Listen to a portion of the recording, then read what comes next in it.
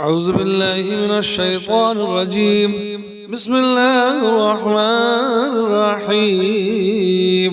تبارك الذي بيده الملك وهو على كل شيء قدير، الذي خلق الموت والحياة ليبلوكم أيكم أحسن عملا وهو العزيز الغفور، الذي خلق 7 سماوات طباقا ما ترى في خلق الرحمن من تفاوت فارجع البصر هل ترى من فطور ثم ارجع البصر كرتين ينقلب إليك البصر خاسئا وهو حسير.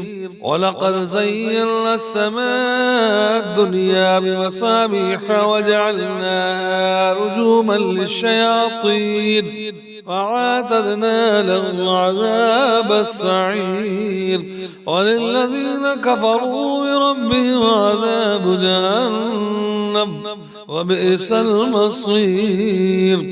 إذا ألقوا فيها سمعوا لها شيقا وهي تفور تكاد تميز من الغيظ كلما ألقي فيها فوج سألهم خزنتها ألم يأتكم نذير قالوا بلى قد جاءنا نذير فكذبنا وقلنا ما نزل الله من شيء إن أنتم إلا في ضلال كبير. وقالوا لو كنا نسمع ونعقل ما كنا في أصحاب السعير فاعترفوا بذنبهم فسحقا لأصحاب السعير.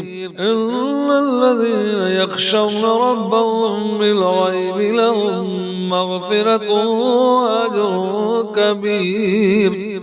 وأسروا قولكم وابجهروا به إنه عليم بذات الصدور. ألا يعلم من خلق وهو اللطيف الخبير. هو الذي جعل لكم الأرض ذلولا فامشوا في مناكبها وكلوا من رزقه وإليه النشور. أأمنتم من في السماء أن يخسف بكم الأرض فإذا هي تمور أم أمنتم من في السماء أن يرسل عليكم حاسبا فستعلمون كيف نذير. ولقد كذب الذين من قبلهم فكيف كان نكير. أولم يروا إلى الطير فوقهم سافات ويقبض ما يمسكهن إلا الرحمن إنه بكل شيء بصير.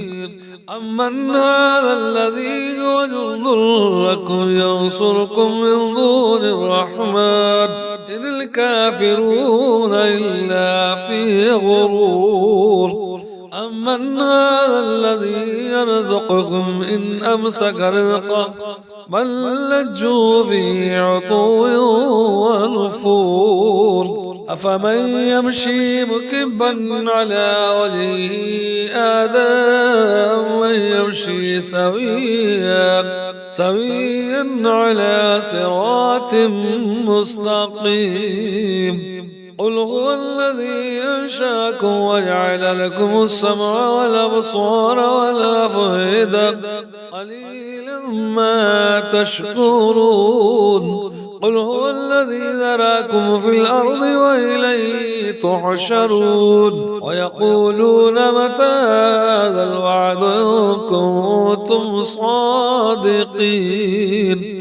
قل إنما العلم عند الله وإنما أنا نذير مبين.